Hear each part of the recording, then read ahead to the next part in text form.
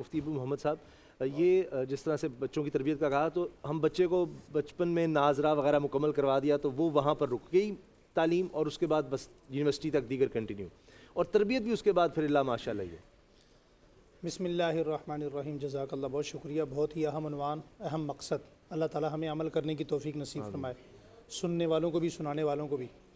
گزارش یہ ہے, میں پوری قوم کے سامنے ہاتھ جوڑ کر یہ عرض کرنا چاہتا ہوں, آج ہم تشویش کا اظہار کر رہے ہیں پورے ملک میں. ابھی بریک میں بات ہو رہی تھی بھائی اسامہ صاحب سے کہ ہمارے ملک میں اولڈ ہوم بڑھتے چلے جا رہے ہیں. ہمارے ملک میں یہ تشویش ہے کہ مائیں جو ہیں وہ روڈوں پر اور گھروں سے باہر راتیں گزارنے پر مجبور ہیں. ہمارے ملک میں یہ ہے کہ جرائم پیشہ افراد میں دن بہ دن اضافہ ہوتا چلا جا رہا ہے.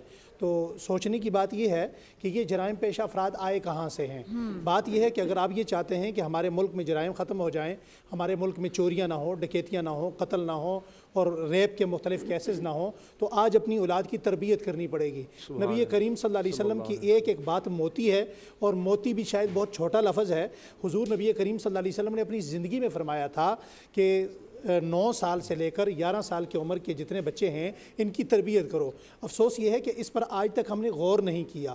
اب جب ہمارے مخالف ملک نے الفضل ما شہدت بالاعداء یہ کہنا پڑتا ہے, جب اس نے اس بات کی تحقیق کی تو تحقیق میں نکلا کیا, انہوں نے یہ نکالا کہ نبی کریم صلی اللہ علیہ وسلم نے یہ بات کیوں کی کہ 11 سال سے پہلے بچے کی تربیت کی جائے. انہوں نے تحقیق کے بعد یہ سوچا کہ 11 سال کا جب بچہ 9 سال کا ہوتا ہے تو اس کے میموری ڈور آف ہونا شروع ہوتے ہیں, اور 2 سال میں آہستہ آہستہ دھیمی رفتار سے 11 سال میں جا کر وہ بچے کے میموری ڈور آف ہو جاتے ہیں. اب دیکھیں آپ اسرائیل کے ملک میں دیکھیں, وہاں چھوٹا بچہ جو ہوتا ہے اس کے سامنے اونچی آواز سے بات نہیں کی جاتی, اس کے سامنے ماں کو ڈانٹا نہیں جاتا, اس کے سامنے ماں کو غصہ نہیں کیا جاتا, اس کے سامنے لڑائی نہیں کی جاتی. ان کے 5 سال کے بچے کو آپ اٹھا کے پوچھیں, وہ کہے گا میں ڈاکٹر بنوں گا, وہ ڈاکٹر ہی بنتا ہے. اس سے پوچھیں وہ انجینئر بنے گا, وہ انجینئر ہی بنتا ہے. یہ کیوں ہے کہ 11 سال سے کم عمر بچے کی انہوں نے بنیادی طور پر میموری ڈیولپ کر دی. ہمارے ہاں 11 سال سے کم عمر جو بچے ہیں ان کی تعداد شاید 11 کروڑ سے بھی زیادہ ہو.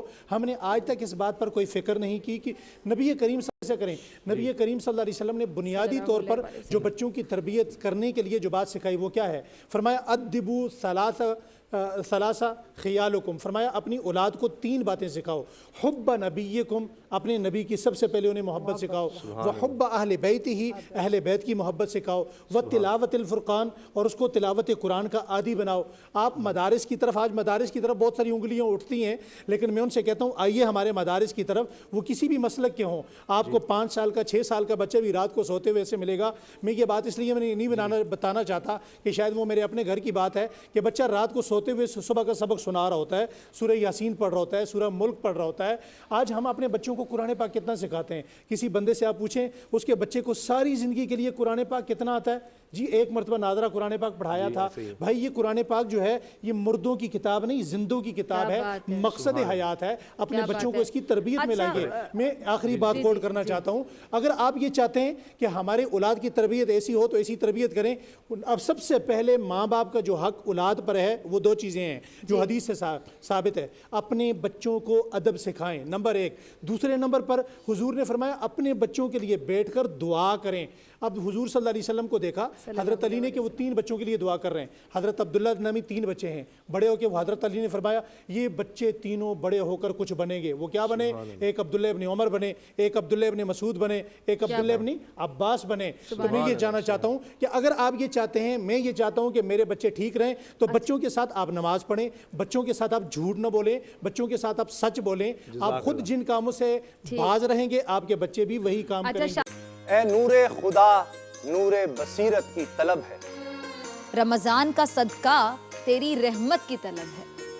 مخفی ہیں اسی ماہ میں رحمت کے قرینے, گرداب سے نکلے ہوئے بخشش کے سفیر.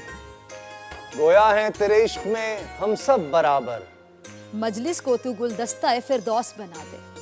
رندوں کو ثنائے شہ لولاک پلا دے, تو شمع قلم کو ید بیضائی عطا کر.